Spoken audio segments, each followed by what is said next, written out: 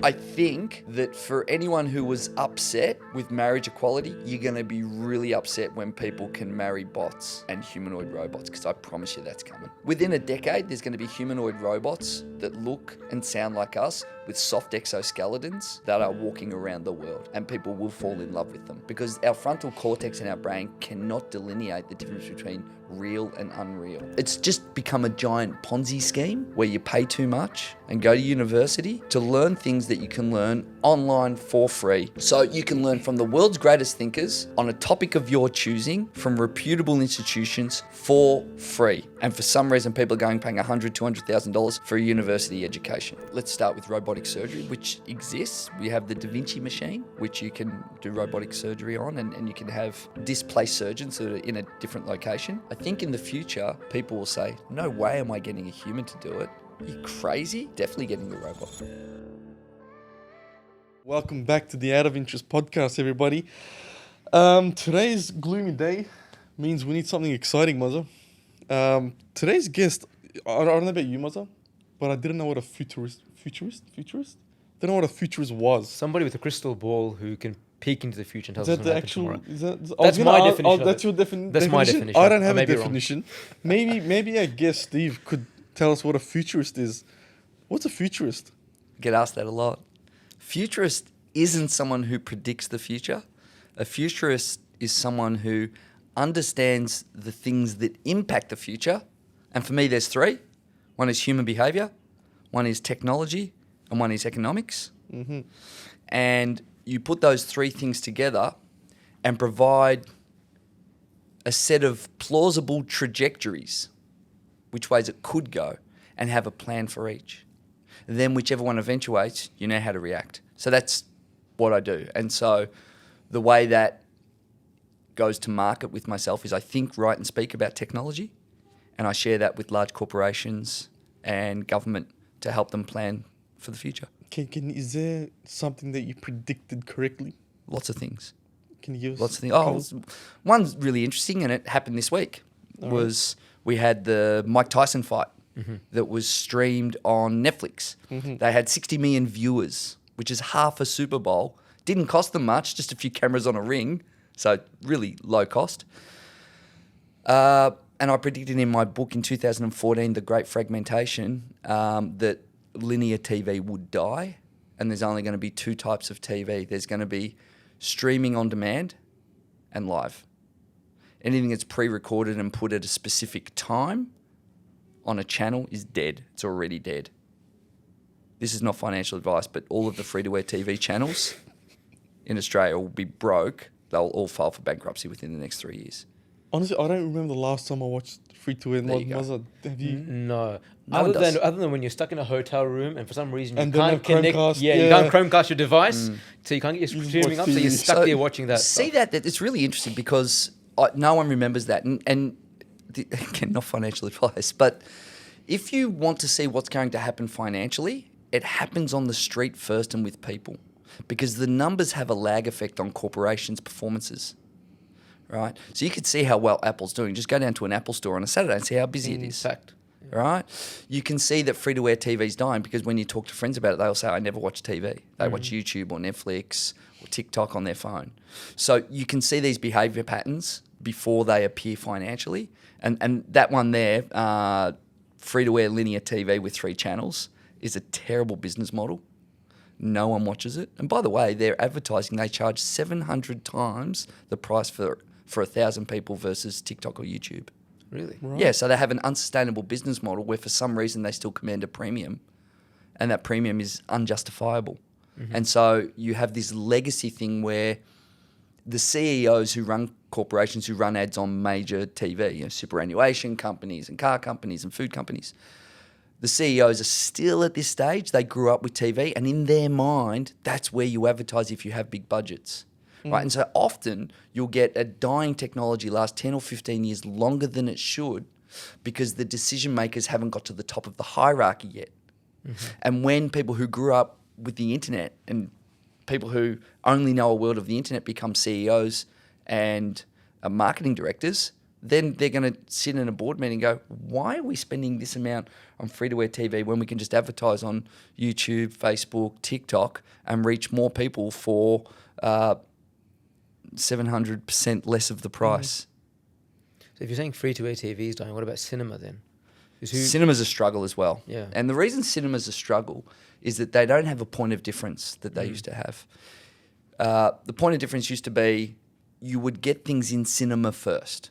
So you want to see it first, it's advertised. You have to go to the place. And it was a big screen and a comfortable chair. Now everyone's got cinema-style chairs at home, giant screens at home, which are pretty good, and surround sound. So that point of difference has evaporated. And you get Netflix having movies which are launched, available to everyone, the date happens, Disney Plus and Apple. So their point of difference and the number of exclusive movies they have to cinema screen is really declined. And for me, the only kind of future of cinema is to make it something like a gold class, where it's a really great event. And it's quite interesting. If you go to gold class, it's hard to get a ticket. I don't know why they haven't expanded that radically and make it an event worth going out for and do different things around the screen, like the way you sit. Maybe it could be, like a party or a cocktail party and watch a movie. There's a million different ways they can do that. But the movie itself and the screen itself, if that's their point of difference, they're already dead and they just don't know it yet. I don't know. I feel like there's still a space for cinema because it's that whole experience. You know? Not for me. I have a cinema at home. I don't need it. Well, I don't do it. I go with my kids occasionally just to go somewhere, but increasingly we watch things at home. Yeah. Look, I get it. The experience is good and the going, and I like that too, and the big screen. But I feel like for their economic model, because a lot of people aren't doing that, they need to expand their offer and change. And that's always been the case with every industry. And what you tend to fall in love with was how you made money yesterday rather than the future. And you need to be in love with the future, otherwise it'll come and get you. Yeah. So, I guess coming back to you, you trying to predict things, right? Does that mean that, for example, you said, cable TV won't all die? Yeah, Does cable that mean TV and linear TV will die. on a personal level, did you then, again, I'm trying to get fancy here, but did you invest in companies like Netflix and whatnot and be like, okay, because I predicted this is the future, I'm going to put money in this because I know it's going to make a lot of Did money? you short Blockbuster? No, I didn't. Look, I think I've made some reasonable investments in areas based on my knowledge. Okay. But then I'm going to preface that by talking about what my recommendations for investing are. So I'll give you a few of the examples that I did well in. I did really well with Bitcoin only because, and this wasn't an investment, because I like experimenting with technology. The first 2 Bitcoins I got, someone bought me a coffee. Okay. And I bought them a coffee and they paid for me in Bitcoin. So I'm not that clever. Shout out to Ross Hill. Thank you. How long ago was that? Oh, it was $13 a Bitcoin then. Oh, he must have So it regretted was buying like those 2000. coffees. I think it was about 2011. It's a very expensive coffee. 2011. And then another time, Nick Hodges, another mate of mine, we went out for pizza and he paid his half of the bill in Bitcoin as well. And Bitcoin then might have been $300. He didn't give me a whole Bitcoin. So they're the Bitcoins that I have. I was just experimenting with the apps to see how it could work trading. I bought some land in Geelong, 110 acres, for a pretty cheap price because I knew that the work from home revolution would happen. And I wrote about that. I called it the regional renaissance because with digital technology, you can work from anywhere. And the only reason offices exist, and I know we're in a beautiful office today, is that photocopiers used to be $110,000. Yeah. And we had to know, and I'm saying that half in jest. Yeah. It's because we had to centralize the factors of production because they were expensive and we all gravitated to where that production was. Now the reason that we have offices is legacy. It's not that we need it. Yes, we need to get together, interact a few times a week. But I predicted that we would have a dispersion of people. And when COVID happened, that became true. And that property investment I made sort of 4x'd. So there was that. And I also, early days on Google and Apple, with some of those technologies, made some investment in those big tech companies that did 10x even. So I've had a few wins. But that said, my investment advice is low cost, funds management, ETFs, that kind of stuff. It's a great Simple. It's a great Superannuation. Yeah. because predicting is really, really difficult. And I think that if you just invest for the long term in conservative approach where you get a large mix of portfolio, you're going to do better than 99% of the world. And here's why. 90% of people don't invest, so you're better than them already. And of the 10% of people that do invest, 90% of those gamble, which is trading and buying and selling stocks, which no one makes money out of, just the people who clip the ticket on the sell and the buy. And then you become a 1%er just by having a conservative long-term investing approach. Boring, isn't it? That's how it should The be. sage Investing advice. should be boring. Yeah. You just Investing invest should and be forget. boring, right? Because investing isn't boring. You're not investing. You're gambling, right? Think about it. If you're on edge, like you're watching a horse race, that's not investing. If you sleep at night and go, I don't care, I don't have to, that's what all the greatest investors do. They say, I don't care, I don't have to, because I know it's in a good place. Yeah. Fair point. So a lot of people these days are asking, particularly those who are young people going through, high school, going into university, whatever it is, with this whole AI revolution and everything else like that. They're saying, okay, well, what does the future hold for us? People who are setting up businesses or entrepreneurs are now trying to crystal ball and say, okay, well, will my business concept or idea be redundant in the next 5 years, considering the pace of change, the sheer, I guess, the nature and the extent of change. It's not incremental change, it's wholesale. You can get entire careers that are wiped out, lines of work or professions that are wiped out in the space of 2 to 3, 4 years. So from your perspective, where does that stand? Where do you feel, let's say, for example, 10, 20, 30 years on, the kids who are at primary school right now, what professions should they be looking at? Or where should society be looking at for the next sort of safe haven in terms of work and earning a living and supporting themselves? I don't think there's a safe haven job, and I can't tell you what that is. But I do know the approach that is going to work. And this is actually, crazily, it's not a thing, it's a philosophy, right? Tactics and things are short-term. Philosophies are enduring. So you need to have a philosophical approach. The first one is you need to be creative and entrepreneurial, right? Because if you're creative, you'll find new things to do. If you're entrepreneurial, you will walk into the fog. And walking into the fog is you can only see 20 metres ahead on a foggy day, right? And you go, well, it's a bit uncertain. I don't know what's the end of that. But if you walk 20 feet, you can see the next 20 feet. And you just keep walking and it reveals itself. So you've got to be creative and entrepreneurial. So that means you need to think in terms of not jobs and not skills, but learning and revenue streams, because they'll change, right? The truth of it is that every single one of us is going to have a PhD in every single subject, and we're pretty close to that now. I actually even said that in my most recent book, 2017, The Lesson School Forgot. I said within 5 years, we'll have an AI that has a PhD in every single subject, and here we are. It's like almost predictable to the day, because technology is really highly predictable, right? We can predict through the law of accelerating returns, technology's capabilities and what it'll be able to do. Here's what we can't predict: which companies win and what the new jobs will be. Right? 200 years ago, 90% of humans worked directly in agriculture and food production. Now it's less than 5% of the world's population. Right? And if you had said to someone, what will we do if we don't work in food 200 years ago? No one would have known the answer. There was no such thing as a car then. There was no such thing as a drive-through. There was no such thing as TV. There was no such thing as an app developer. Social media influencer? What? It's like, imagine you hopped in a time machine, right? The DeLorean. Jump in the DeLorean and you go back 500 years and you say, I'm from the future. They go, wow, can you tell us how your day starts? Right? No, imagine, right? Well, stay with me. Yeah, I can tell you. Okay, so I get up in the morning and I have a workout. And they'd say, oh, you go to work. I say, no. Work out. I go, what do you mean work out? You're working. No, work out. What's a workout? Oh, well, you go to the gym. And they'd say, what's a gym? Oh, a gym's a place where you lift weights. Oh, work, you lift things up that are heavy for work. No, you lift weights. What are weights? Oh, they're just like little round things with metal on them, just up and down, and little machines. I say, where are you putting them? Just up and down. I go, why are you doing that? To give your body a turn? And they go, it's crazy. Like, that's billions of dollars worth of industry right there.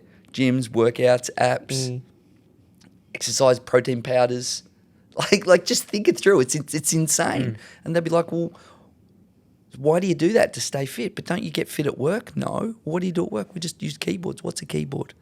Oh, it's the thing that's on a computer. What's a computer? Like, just think of all the industries outside of that. And the reason that happens when technology changes is that things become cheaper. Technology reduces the cost of things, and that money gets freed up and it goes sideways to another industry. And humans invent things to spend money on. Because there's only like 3 things we need, like food, shelter, and love. That's it. Everything else is just made up. Right? And we just make more like fashion. Like, we've all got different clothes on today. Do we need blue sneakers? No. Suits you. Well, yes, thank you. But you need the blue paint to go onto the blue sneakers, and then you need the advertising campaign, and then you need the billboard. We invent things. Yeah. So I never worry that people won't have jobs. I do worry that people aren't creative enough and adaptable enough, right? And school is kind of outdated because it teaches you to be an accountant, to be an engineer. Well, we don't know what those things are. And in fact, AI will be able to do all of those things for us. So we need to be more creative, more entrepreneurial, more projects, doing smart, cool things that people want and move really quickly to where people are going. Like, as much as we might not like social media influencers, you've got to give it to them. They're creative, they're adaptable. They said there's a market here. People want to hear from others. And then that emerged. Yeah, podcasting. It's a huge thing now. Influences elections on a global scale. 3 people in a microphone. Right? This used to be the bastion of large corporations, of free-to-air TV. That this was expensive. These rigs would have cost hundreds of thousands of dollars. And now, well, actually, your studio does look like it costs hundreds of thousands. It's a pretty good studio, people. So we need to be adaptable, entrepreneurial, creative, and move to where the money and the demand is, because you can see it on the street before you see it in the finances or in education. We have light, my friends. What happened there? We're shooting in the dark for this one. We were shooting in the dark the whole time. That was an elongated answer, but I felt like it requires that depth for people to understand. Don't panic, just move and be fluid. It's interesting. So you had a go at the education system, which is actually something I want to talk to you about. I think as parents, we're all sort of questioning whether this is the right structure, the right setup. I think it's outdated. It's been the same for so long. My kids are studying in the same manner that I studied. I studied in the same manner that my dad studied. So I was like, this is ridiculous. Surely in the space of 3 generations, this should have changed. Yeah. Where does change come from in this regard? Because to me, schooling is now glorified childcare. Parents just dump their kids over there and say, look, you know what, I want to live a peaceful life elsewhere. I'll pick you up in 8 hours. You be you. Just be safe, muck around a little bit, color and write and read, and we'll teach you some basic life skills. How do we, create a brighter future for our kids? Because we're the ones sending them to school. They'll turn back and say, look, mum and dad, why on earth did you send me to this joint? It was useless. You paid all those fees, all that time went, and I got nothing out of it. And in my life today, it's absolutely pointless. So, the school system is absolutely broken. And that's because it is the birth child of the industrial system. And it was childcare. You mentioned glorified childcare. The first schools were to look after kids while everyone went out and worked, because they outlawed child labour. So they had to put the kids somewhere. So they had to send them to school to teach them the 3 hours writing, reading and arithmetic, so that they could become compliant industrial factory workers when they were of the age where they could go to work. That's the truth of it. And there were 8-hour shifts, which matched the factory. And the school holidays were so they could go and help out and work on the farm. And this is all true. The first school in America was called the normal school. You can't even make that up. To make kids normal. That's what it was called. Look it up. It's crazy. And school was designed so that you could work well in an industrial system. The reason that cheating was outlawed in school was because you had to independently know your part on the factory line. And you couldn't ask Mary or Terry, how do you do this bit again? Otherwise the factory line will stop. So that's why they outlawed collaborative approaches. It was only in recent years at university and primary school that collaboration has come back as a thing. So the system, you had to memorise so that you could do the work, so that you could be part of an industrial system and work for large corporations. It was the end of a craftsman or craftsperson, sorry to be correct in the modern era, that kind of got pushed away because if you're making a table, you couldn't compete with the table factory. And so everything we learned in school was to be part of an industrial system. Even when you learn finance at school, you don't learn personal finance. You learn accounting for a big corporation, right? That's exactly how you learn. And that system is sorely outdated now, right? It's sorely outdated. It's just become a giant Ponzi scheme where you pay too much and go to university to learn things that you can learn online for free if you have the will to do it. Better as well. Yeah. Right? So you can learn from the world's greatest thinkers on a topic of your choosing from reputable institutions for free. And for some reason, people are paying $100,000, $200,000 for a university education. Now, I want to clarify that by saying I definitely want my doctors and dentists and engineers to go to university because you need certain things to be ratified that this person has the skills. And you need a formalized process for a good chunk of, let's say, 10 degrees, 10 jobs. The rest, I'm an economist. You can learn that online for free with the books. And the reason that we had universities was nowhere else to get it. There was no internet. The only way you could get it was to go there and listen to someone. And that's where they had the books and guided you. But you don't need it now for a large majority of things that people are qualifying for. And in fact, I respect people who are self-taught more than those that went to institutions because you know what? In addition to the skills that they've got, I know that they've got the will to teach themselves and that might be more important. Yeah. They've got the discipline and they're self-starters. I can go to Harvard now and do one of their online MOOCs course, massive open online courses for free. Or I can be privileged Mary, and I don't know why I chose Mary. We don't know. Yeah, beef with Mary. What Could have been Mary. Could have been Billy. We don't know. All right.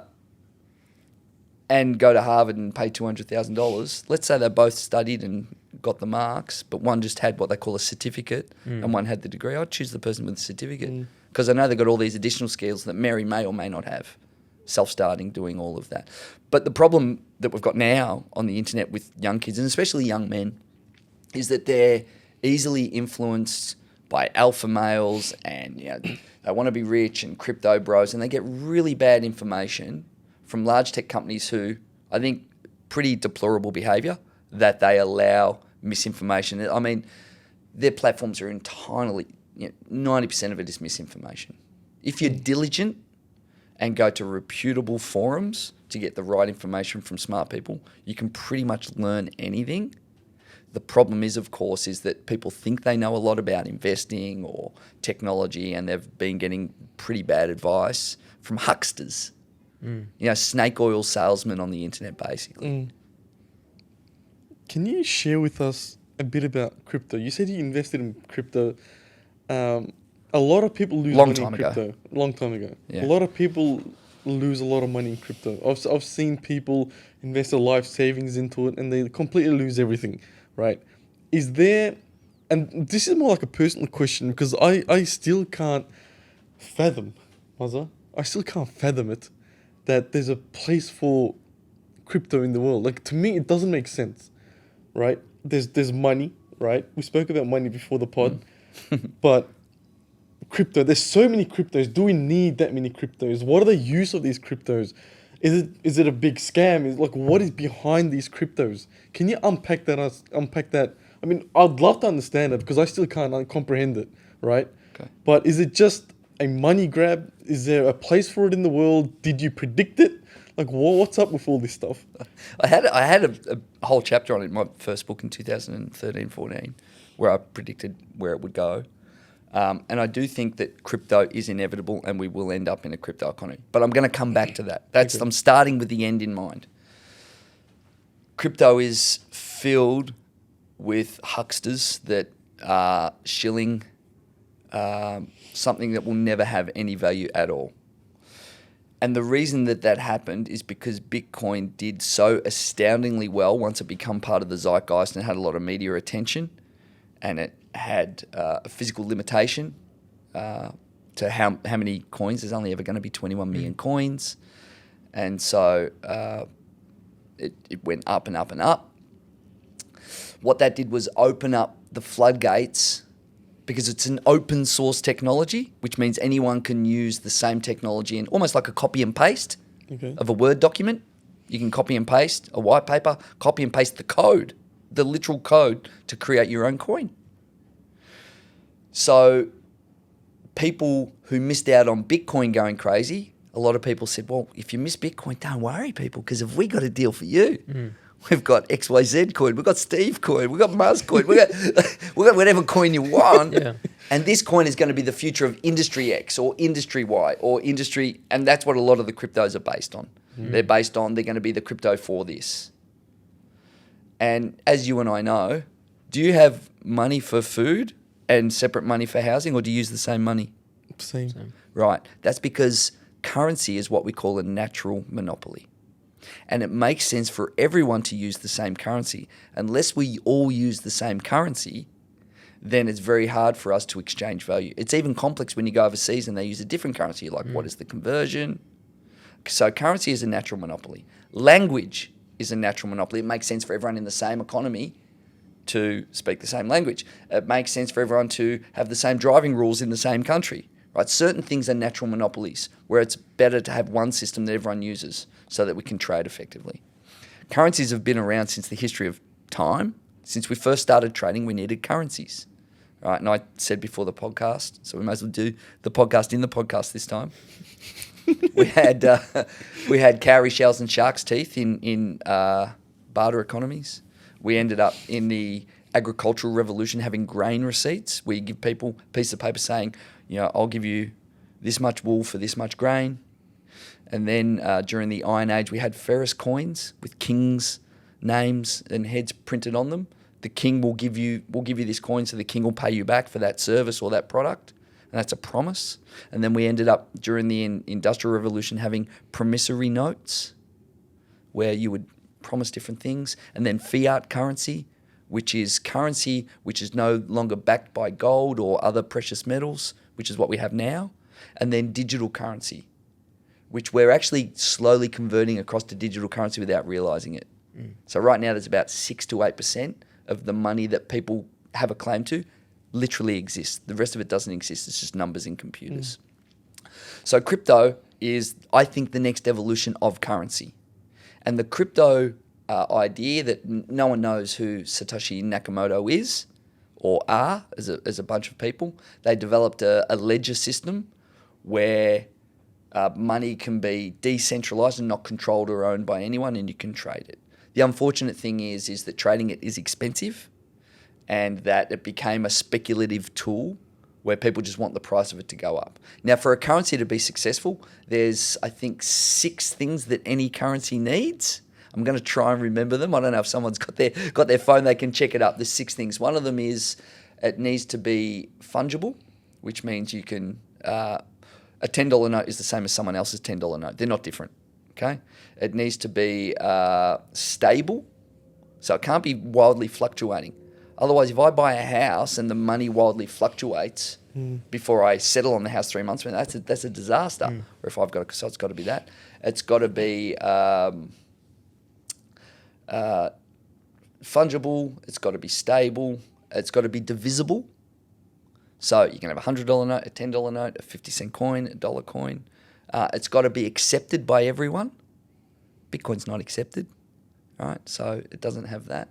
And there's a couple of others. But you need to have all of these factors that make a currency usable. And the big problem with crypto is that they're not stable. And by the way, going up is also not stable. Because if it's going up, why would you trade it? Well, I better not buy something in Bitcoin because it could be worth $100,000 tomorrow. It's $90,000 today. It could be $100 tomorrow. So you don't want to trade it. So it's not useful. But I do think in the long run we'll end up with cryptocurrencies, but I think they'll be gov coins, which have crypto capabilities. The difference with crypto is that crypto is digital and can be traded cross-border, so it doesn't matter which currency you're using. And if you have something like Ethereum, which is different to Bitcoin, it's actually programmable. So you can program the currency, and that's really valuable. I'll give you a good example. During COVID in Australia, we had JobKeeper, which people got and a lot of corporations got. But you would have read in the news and people would have seen that a lot of that money got misused and didn't get paid in wages and went into Harvey Norman's pocket. Shout out to Harvey. So if the program was, if the currency was programmable, then the government can put the money in your account and say, here's JobKeeper money. And unless that money gets transferred for someone as a wage, it can't get spent. It can't just go in their bank account. It can't just go beep, beep. Funds not transferable. So in the future, we're going to have two types of currency, open currency and programmed currency. Right? And we'll get paid different amounts. You'll have your currency, which is open. You can spend on what you want. But then government transfer payments, like payments that you give to the unemployed or pensions, these types of things, or school education benefits for families that need it. With the school education benefits, it can only be spent on books, lunch, transportation, uniforms, which is great because you don't want a family or someone misappropriating that money on alcohol or gambling. That's amazing. That's great. There is the potential for tyranny though, because the government, if they can program your currency, then you could be in trouble. But this idea could be create a far more efficient use of tax funds and make sure that the money is spent where it's meant to be spent to help those in need. But I think you'll end up with AUC, Australian crypto, and USC, US crypto, and they'll be worth $1 to $1. Certain amounts of money you get will be in crypto, which is programmed, and when you go to spend it digitally, they'll know where it can and can't be spent. And that's a really good thing. But in terms of crypto, it's a terrible investment. I would never recommend anyone invest in crypto. I've got some crypto because I experimented with it early, some Bitcoin, right, and some Ethereum. But that's not a recommendation to it. I think it's a terrible investment. And investments all need to have, the most important thing in any investment, I don't care what anyone says, and I will die on this hill, is that investments should have a yield. It should have a return on the investment. And the capital price in the long run is a function of that return on investment. And if there's no return on the investment, then it's really speculation. Now, you could argue something like oil. It doesn't have a return on investment and people speculate on that, but it has value in use. Crypto doesn't have any value in use, right? Timber, you could say, well, people speculate on timber and what, but it has value in use. Yeah, it doesn't have a yield. But if it's a lemon tree, it does. It has a yield. It has lemons that come off it. So all investments really should have a yield, and the capital price is really a function of the yield. And even when those two things pull away from each other, that's just the market's expectations that the yields will increase in the long run. Now, in the short term, you get speculation and things get overpriced, but in the long run, they even out. So I'm always looking at something saying, well, are people buying that thing? Is there profit? Is there a yield? And what's the price I'm paying to get that yield? And how long will it take me to get my money back via the yield, otherwise known as a price-earnings ratio?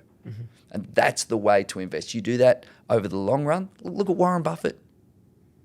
If you ever want to know anything about investing, just look at Warren Buffett. Read Benjamin Graham's book, The Intelligent Investor. Read anything about Warren Buffett. Read his annual shareholder statements. You're going to learn everything you need to know about investing.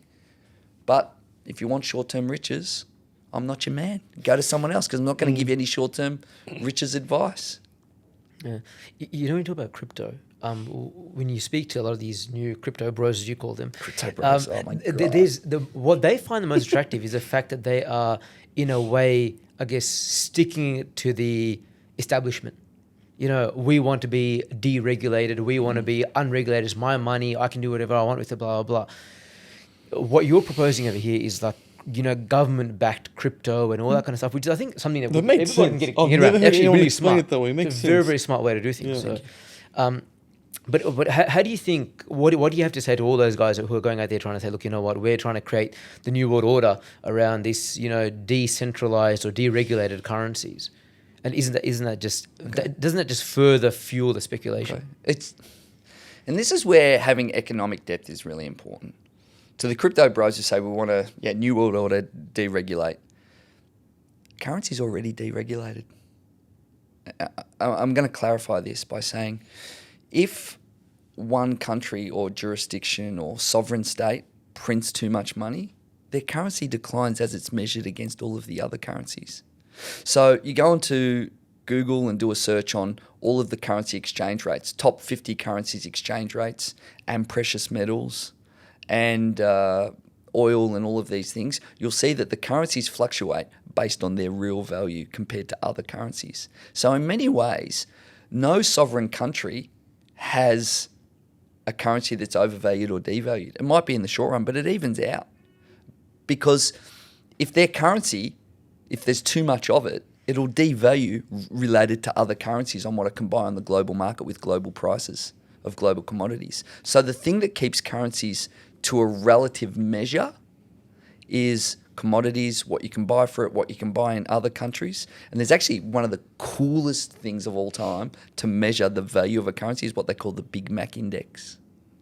And the Big Mac Index, they measure the cost of a Big Mac in all the countries around the world because a Big Mac takes into account advertising costs, labour costs, retail costs, real estate, raw materials, technology. All of that goes into a Big Mac through the whole value chain. And they can see the value of a currency versus a Big Mac in that currency to see if it's over or undervalued. And in the long run, if the Big Mac costs more than it should, you can see that their currency is about to decline. All right. Yeah, because there's a lag. There's always a lag between, America, a lot of people say America's printed too much money and it has too much liquidity. But it's not as bad as everyone thinks. If you look at the long-term history of currencies, it's always been, debt is always increasing as a percentage of GDP. So in the long run, it'll devalue if they've printed too much compared to other currencies. So there's no such thing as a new world order or an independent currency. And you will see gold go up. Gold actually isn't going up in value. When you say, oh, gold's gone up a lot, it's now, I don't know, 3,500 USD an ounce. Might be more than that, I haven't checked in a little while. Gold isn't going up in value. The currencies are going down in value. You could even argue that house prices aren't going up in Australia and New Zealand and America and Canada. The money's going down in value. And this is another one of those examples. If a currency is out of whack, you can see what it can and can't buy. So that proves that currencies aren't independent and isolated in a country. You can't really have a new world order because there's always a multitude of currencies operating at the same time. Commodities, oil, digital currencies, precious metals, currencies in different countries, purchasing power of commodity goods which are available everywhere, a pair of Nikes or a Big Mac or an iPod. iPod, that was retro, wasn't it? iPhone. Good days, man. They used to have an iPod index. That's why I had that in my mind. So, so those currencies are kind of, they're not as independent as we think. Coming back to the crypto boys. Crypto boys. Bros. Not those boys, bros. Bros, forgive me. You got people like Elon Musk, right? Like big on crypto, right? Yeah. Massive. Why would someone like Elon Musk push hard on crypto? Like, what's he trying to gain out of it?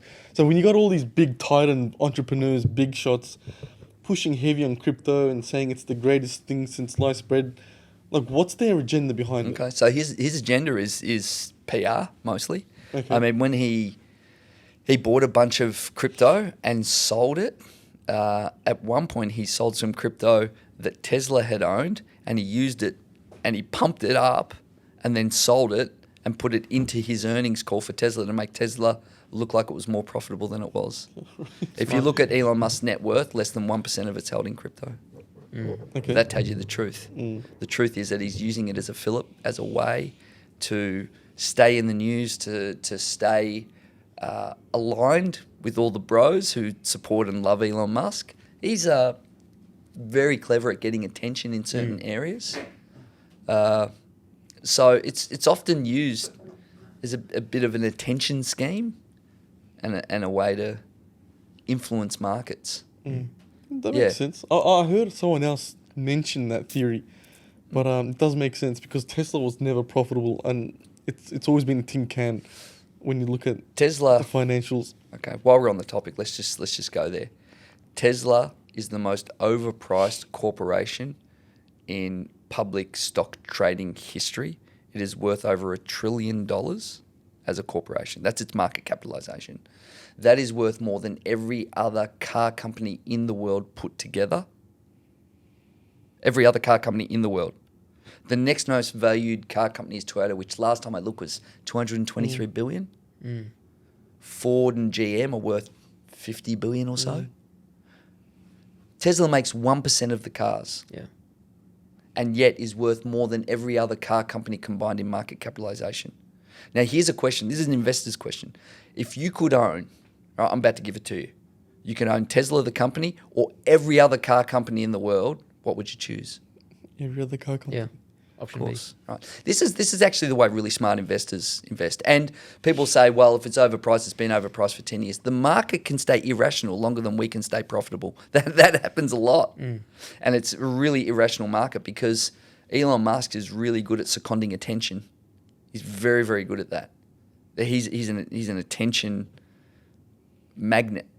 And that's why he bought Twitter and turned into X. He bought himself. He was the biggest person on it. He paid $44 billion for himself. That's how much he loves himself. And now it's worth less than $7 billion. Is it? I haven't seen the updated It's a private Yeah, market it's thing collapsed. now. It's declined. You look at the advertising on it. It's just filled with crypto bro stuff on their advertising. Yeah. All of the advertisers have exited the platform. And so Tesla's super overpriced. At one point, they had an advantage in autonomy and they had an advantage in electric cars. That advantage is completely it's gone. eroded. Yeah. Every other car company has caught up. Yep. Do it better as well. And doing better. And Waymo, for example, has thousands of autonomous cars on the roads now.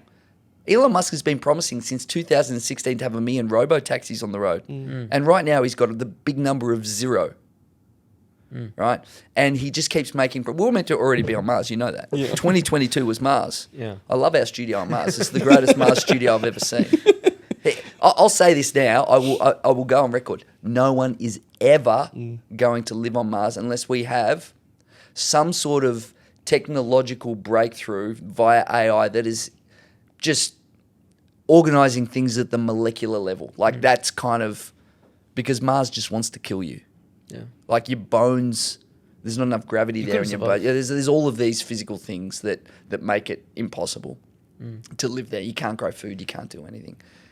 And so he's very much into attention. Tesla's super overpriced. All the other cars can make electric cars, which are better. I'd much rather have an electric Porsche or an electric Mercedes than a Tesla.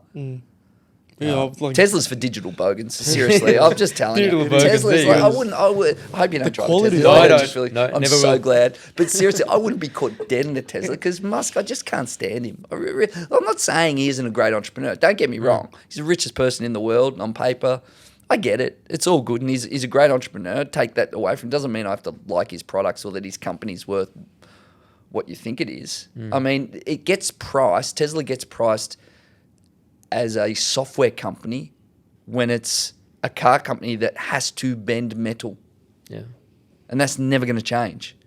And it's not an autonomy company and it's not a robotics company. Well, if it is, then so too is Ford and GM and Volkswagen. And their price earnings ratios are like 8 and 9 and Tesla's is 154. It's weird work. like who keeps pumping into these guys? Facade. Like I get like the big corporations. I don't know. They invest in Tesla. They probably do. I don't know. Well, but who? Okay, so Here's a facade, right? When you look at, as you said, when you look at Tesla, there's a it's large a tin facade. can. There's a large It's a facade. tin And he can. didn't invent Tesla, by the way. He took it over from Yeah, the he took it over, founders and yeah. then put his name on as a founder and kicked them out. And he got kicked out of PayPal. I mean, he came from a really rich family as well. He does? Yeah, his parents Loaded. owned a sapphire mine that had Okay. slaves working in it. South Africa. South Africa. Yeah, yeah, African, okay. Yeah. So his background is varied. There's question marks around it. And no one's taking away from his entrepreneurial nature. But when you have that kind of money, you can influence the share market. You can influence the recommendations on your stock. You can influence Wall Street. You really can. Nothing surer. Now he's into politics too now, next to Trump. Well, he He's looking invested. after the advisory Doge- committee. Okay. The Yeah. So- Doge and department. The best investment he has ever made, Elon Musk, if you really want to understand his entrepreneurial nature, and I think this pays homage to what he has done to become so wealthy, the way he influences markets. He's very good at influencing markets. So he, I think, performed the greatest investment of all time in the last 6 months. He invested $119 million in the Trump campaign. Okay. Right. The day after Trump got elected, he had a $15 billion bump in market capitalization of the companies he owns. So that's the return on investment in 6 months. You turned 119 million into $15 billion. That's the greatest ROI of all time. Yeah. And that's the product he sells, attention. Damn, is there like a company behind him? Is there someone behind him? I doubt it's only him. See, now we're going to go into this dark web conspiracy Yeah, theory yeah. stuff. Theories. It just appealed to the crypto bros, and we tried to shut them down. And now you're opening it back up. Yeah. Shifting topics away from Musk and crypto. Now, while researching your good self, came across your Instagram profile, had a poke around here and there. You mentioned earlier that the human being requires three things in your view to survive. You need nourishment, food, you need shelter, and you need love. Yeah. There's an article, I don't know if you saw this, but there's an article, this man, or a blog you've written somewhere about the AI girlfriend. Oh, You need to unpack. we're going to get back to crypto bros here. You look at his face. All right, now we're talking. Yeah, you do research. Unpack that for us. I'm sure the viewer, listener is very keen to hear what your view is on the AI girlfriend. But in a world where we're moving away from personal contact, and the last few generations, or not last few generations, but this generation has largely met one another through a digital platform. Most people have. This AI girlfriend notion, what on earth is that about? Yeah. So now that we have large language models, LLMs, which ChatGPT is one of them, Claude, there's a number of them, Anthropic, all of those companies. You can have a discussion with a computer program that feels real. Like anyone listening to this can go on to one of the large language models and say, hey, can I have a chat? And it'll say, sure, what do you want to chat about? And it'll chat back and forth like a real person. You can even do it with voice. And you can choose a male voice or a female voice and chat with the computer. Some enterprising individuals, remember I said there's always new industries arriving, you don't know what they are? Well, who would have predicted AI girlfriends? 15 years ago, 20 years ago, probably not many. Some companies have started which give you AI friends or chatbots. And you can create a chatbot. So you can create a picture of them visually that look photorealistic. You can choose what their features are, the skin they have, their hair color, eye color, all of that, their physical disposition, and create a video of a guy or a girl or whatever you happen to be into, and develop and name them and develop a relationship with them. You can even give them a history. You're a university student who's come from Japan, who's living in Australia, and we met at a cafe in South Bank in Melbourne, and we're both interested in this. You give them like a background, which then forms and then you develop a relationship with them. And so there's companies out there, one that I can remember is called Replica AI. And Replica, you create a chatbot and you pay a monthly subscription to have an AI girlfriend. And during the day, she'll text you, hey, how you going, Steve? What are you up to today? Just letting you know, I just got a coffee down in Centre Place in Melbourne and just had a look at some of the street art. Look forward to chatting tonight. Have a good time at work. Send you a phone call or email. And then when you get home at night, you can talk to a video live chat and it remembers the chat, and you go back and forth, and it becomes an AI girlfriend. That exists, like right now. You go to my blog, you can see it. Just go to stevesammartino.com and just type in my blog, AI girlfriends. I've written articles about it. Now, this is incredibly dangerous. Yes. Yeah, I mean, I didn't have to say that part, did I? This is Disclaimer. not good. User beware. Look, this is not a good use of technology. Now, technology is probably 51% good. I give it 51, just enough for us to not turn it off. No, and as a futurist, and this is what I as a futurist, everyone says, you're a futurist, I thought you'd just be all for all technology. No. The future is about creating the circumstances for human flourishing, which may involve technology, and often does, but not always. Look what we did with food. In the 70s and the 60s, it was, the future is irradiated food and just add water and put it in the microwave. And what are we now? We're like, we want slow food, we want it homegrown, we want organics. We went back. We went back from industrial food. Back in the 70s, if you had roast and ground coffee, you're a dirty bogan. And they're like, Nescafe Blend 43, people. That's the one. Just add water and coffee's your friend. No, it's not. And now it's all baristas. And we went back because we realised.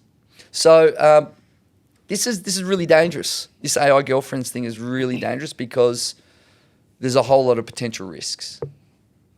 I mean, the first risk is people in an AI relationship would have everything they want go their way. The world isn't like that. No relationship's like that. No marriage is like that. No friendship with your friends is like. No work situation is like that. You got to deal with things that didn't turn out the way that you wanted. You could become demanding. You could have bad expectations. The AI could go rogue and say something to you that you get offended. And there are examples of. There was a recent one in the New York Times where a young fellow developed an AI relationship, and he said that he was in love with the AI. And that he missed her and he wanted to be with her, and she said, "You should be with me." And he committed suicide. Yeah, I was reading it right now. Wade sent it to me. I actually read this as well not long ago. And as soon as you brought up the girlfriend, that's the first thing that came to my mind. And the kid killed himself, and that's just this is crazy. This is incredibly disturbing.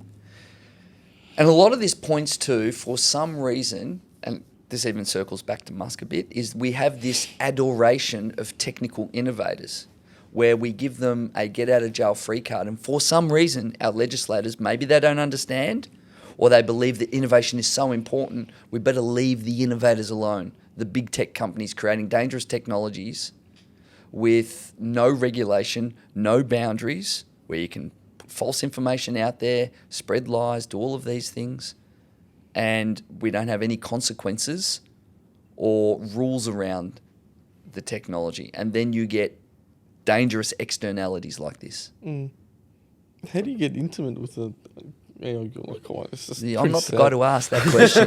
I'm not. But you're the futurist. All right. How do others? How do I believe that others get intimate with a computer? All right, okay. I mean, I can give you where I think this will go. Okay. I think that for anyone who was upset with marriage equality, you're going to be really upset when people can marry bots and humanoid robots, because I promise you that's coming. Yeah, because I could see that happening. Yeah. Absolutely. Within a decade, there's going to be humanoid robots that look and sound like us with soft exoskeletons that are walking around the world, and people will fall in love with them. Because our frontal cortex in our brain cannot delineate the difference between real and unreal. It's the same as the subconscious mind. You know how if you tell your subconscious mind it believes something to be true, and then you gravitate towards the behaviour to make that become true. You've heard that. Yeah. Anyone who's listened to a bit of Tony Robbins' action would know the power of the subconscious mind. Well, that subconscious mind will work in relationships as well. And I think that our ability to develop relationships with bots, because our brain's just signals and chemicals interacting. And if you have a positive interaction and an emotional interaction, your brain can't tell whether or not that's a bot or a real person. How can it? We already have NND, no noticeable difference, with voices and AIs. So your brain doesn't know that that's an AI voice. Even though you tell yourself, subconsciously it doesn't know. This is why we have already something called a parasocial relationship. This is a one-way relationship. So people believe that they're friends with celebrities because the celebrity is intimately on their phone and in their screen and their Instagram or on the TV in the corner, and they're watching Kim Kardashian and they believe they know about her life. And when they see Kim on the red carpet, Kim, I'm over here. It's Steve. Remember, because their subconscious mind can't calibrate that this is a one-way thing. It's a parasocial relationship. It's not a true relationship. That's why celebrities are selling sneakers and cars. Because your mind, you go, oh, yeah, Kim Kardashian drives a Tesla because she's a bogan. No, Kim Kardashian does that. So we have this, we're going to have these parasocial relationships. So I think that that'll happen because of the way our mind works. But I think it's incredibly dangerous that we'll have sort of one of two ways. We'll either be totally integrated with the robots and have relationships with them and we become quasi-digital beings, or we need to shut it down. It's going to be one or the other. I don't know which way it's going to go. Your mate Elon created He's robots. not my mate. He created We've got to robots keep off. too. This is the last Elon bit for the whole show. He created robots too. Yes. At that event that he had Yeah. They were not long fake, ago. you know that. They were fake. Yeah, they had people remote controlling them at Really? the launch. Yes, I it was was at their excited. cyber Like, taxi wow, launch. look at this. Amazing technology. Yeah, he's got them. The Figure 1 robot from NVIDIA and OpenAI is far better. Okay. There's a lot of humanoid robots out there. And it's really cool because the future of humanoid robots, I think, is really important because we have a human-shaped world. So we need human-shaped robots. Now that we've got large language models that have visual recognition and verbal recognition, and they're multimodal, meaning they have dexterous physical touch, they have kinetic learning, visual learning, verbal learning, internet-based big data learning, we can have a robot that we can teach. Like you can teach your robot the same way you would teach a kid, and you show it how to do things. Right? And we're going to have humanoid robots that can do dangerous jobs or inhumane jobs. Like 50 years from now, we're going to say something like, I can't believe humans actually clean toilets. Because the humanoid robots will be doing it. But then if the humanoid robots become really human, they're going to be like, why should I clean the toilet? And then there's going to be this whole... Yeah. But even things like, soldiers going to war and stuff like that. Yeah, yeah. There'll come a time Universal when- Soldier, the movie, Exactly. right? There'll come a time when human beings shouldn't have to do that. Why would you put a human Wow. being at We risk? should- and we- put a wow. robot there.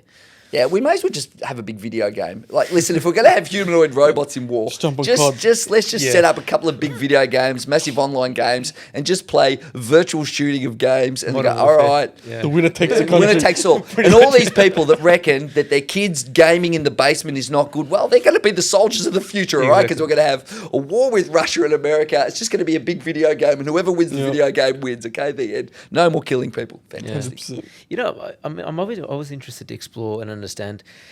So here at Hijaz, we run a high innovation ETF, comprising of companies that are disruptive technology and all that kind of stuff. That's one of our many strategies. And we had someone come in and run a bit of a session for us a few weeks back around disruptive tech in healthcare. And there was all this stuff about, you could get the world's leading brain surgeon sitting in the US conducting a brain surgery on somebody in Australia, for example, remotely, AI, blah, blah. I don't really know what happens when the Wi-Fi drops out or whatever it is. That's a big conundrum. But if you could find a stable enough fiber optic way of getting internet over there. In the world of healthcare, you look at years back when things like the cochlear implants were made and how much cochlear went up in value and it became hugely expensive.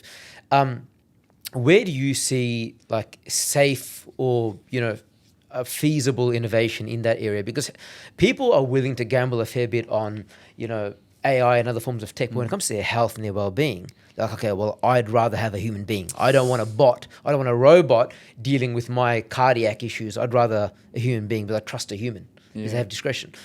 So where do you think the future goes from there?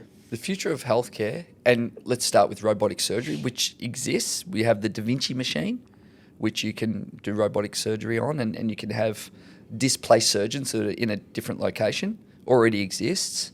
I think in the future, people will say, no way am I getting a human to do it. Are you crazy? Definitely getting the robot. You reckon? Absolutely. For sure. There's already a number of things right now that we wouldn't trust a human for. We just don't know it. We Because just the we just relationships think. are Well, I'll taking tell you off. what the pilots are doing. You know what the pilots are doing on the commercial flights, flying Qantas or wherever? They're decoration. Because they got Autoland too now. They're not even flying that plane. They're just checking that the computer's doing what the computer should do. And that's the point. You always need a human in the loop. That's what we call it in tech, human in the loop. And you need to have layers of redundancy. If you were getting the world's greatest surgeon to operate in Melbourne who's based in New York, you would need to have layers of redundancy with that connectivity, 10 layers of redundancy. So you would need that. I think in the long run, because AI and robotics, a surgeon might perform in their lifetime, let's say 1,000 surgeries, okay? And they might have one exceptional or two exceptional circumstances of something where they cut a carotid valve, artery or something, and it's a drama. That might happen 2 times in their whole surgery life. An AI or a robot can do 10 billion simulations of that and work out the best way to deal with it. Eventually, all of the gloves that surgeons use around the world will have IoT, Internet of Things devices in it. It will have cameras, high resolution, and we will document every surgery ever done in the world. That'll then get fed into an AI, so the AI can learn it both physically, position, location, verbal, visual, and learn about every single surgery ever done. And we'll be able to do it better than a surgeon could. Now, they have to learn off humans, of course. So there's no doubt that the number of simulations a computer can run through to do it better with AI and robotics will exceed humans. It just will. Right? Because once robotics and AI get involved in everything, it just beat humans. In the same way that we don't think that we can run faster than a car. It's just stupid. You just wouldn't do it. Early days in the car, people said, there's no way I'm hopping in a car. I want a horse. I want a horse and car. I wouldn't trust one of those machines. They used to say when people first learned to drive a car, when they were first the steering wheel the first time, they'd go, whoa, boy, whoa. They used to do that instead of it's just different. No, it's true. It's really interesting. And this history is really important to understand the future, because the reason is you can see the transition process from tech A to tech B. Also, I think with medicine, and I think medicine is going to be one of the great areas of AI, probably the biggest, is that let's think about different medicines. It takes tens of or hundreds of millions of dollars to get a new medicine up and running and approved. Usually there'll be 100 options of something and they test a few. We can test at a molecular chemical level tens of thousands or even millions of different medicines for a disease. We can simulate that and then get a number of ones to test that can do way better than any traditional form of chemists in a lab mixing up some different chemicals and seeing how we can simulate all of that inside the cloud, and we'll end up with bespoke medicine because some medicines react differently with different people with different genomes and different biomes and all of that stuff. And eventually I'll be able to have the Steve medicine. We could have the same illness and have a slightly different medicine which is bespoke based on our own genetic dispositions, our history, our health, all of those elements. And we can simulate these medicines. And the COVID vaccine was done through simulation. The first time they had the sequence of the COVID virus was less than a month before they had a number of vaccines to test. That would have taken, pre-AI, 5 to 10 years. Like, people don't even realize how quick we got that vaccine was insane. Like polio and all of these other vaccines took decades of testing and researching. Within a month, Moderna had an mRNA vaccine after they got the vaccine, the COVID information, and they run it through billions of simulations on different types of vaccines. Within a month, no one knows that. Well, depending on who you ask, they think the vaccine killed so many people. So if you say AI, that was a big part of AI, they're going to be like, oh, there you go, makes sense. This is part of Bill Gates' big plan. No, it's not. It's not. I'm joking. No. That's the one. No, look, you know what? It's just, this is the internet. The internet has done a lot of really damaging things. Vaccines have saved an inordinate number of humans. Listen, if anyone has any doubt on whether or not the government wants people to be alive, they want you alive and to pay your taxes. Let me promise you, there's a lot of things I don't know. The government wants you to work and they want their money, right? And dead people don't pay taxes. I don't know if anyone knows that. And they have zero incentive for that. People are really, they just get caught up in just crazy wormholes. Right? Why would the government want the economy turned off? They just wouldn't. And it's true. Sometimes people have bad reactions to vaccines. It's true that aeroplanes crash. It's true that cars crash. It's true that sometimes people get poisoned on certain foods and peanuts. It's true. People die of that. It's unfortunately, the sad reality is, on a long enough time scale, your expectation of living forever is zero. It's just not going to happen, right? People die. And sometimes developing something that is beneficial to all, you have negative and unexpected externalities. But I'm a massive believer in medicine. Yes, the pharmaceutical industrial complex has profit incentives. I mean, we saw that with the opioid crisis in the US. It's a bad thing, right? Yeah. But on average, it was amazing. Vaccines are amazing. You opened up the world quicker, so I think everyone should just be quiet a bit. Coming back to your, real quickly on the whole Bill Gates thingamajig, right? That's been one thing that I've argued with so many people. Everyone's saying, Bill Gates is trying to kill people. And I'm like, I'm sure he wants you to buy Microsoft Office so he makes money, right? I don't think he wants you dead. He wants you to buy an Xbox. He wants you to... He does. Like, he definitely wants you to buy an Xbox. Microsoft owns 49% of OpenAI, which owns ChatGPT. Yeah, he wants you to keep using that. So I don't think he wants you dead. But to end things up, my last question to you is going to be, Steve, is there a piece of technology that you're very, very excited about, that's in the works, that's coming soon, that's happened that we don't know about? Is there anything that you could share with us? Can I have two? Can I give you two? Yeah, go for it. I think large language models, Okay. which is the current AI revolution that we're in right now, are extraordinary. And here's why. Everyone listening to this right now is an AI developer. They just don't know it. You're an AI developer because to develop AI, now you can use AI. You can, with your voice or your fingers typing, tell the AI what AI you want it to develop for you. Like, that is the most emancipating technology of all time. You already have the one skill you need to develop anything, which is your ability to talk in whichever language you prefer or type and use the AI to create something that didn't exist before you arrived, to literally build an AI. Anyone can do that, like right now, and no one's doing it. Like, that's crazy. It's insane.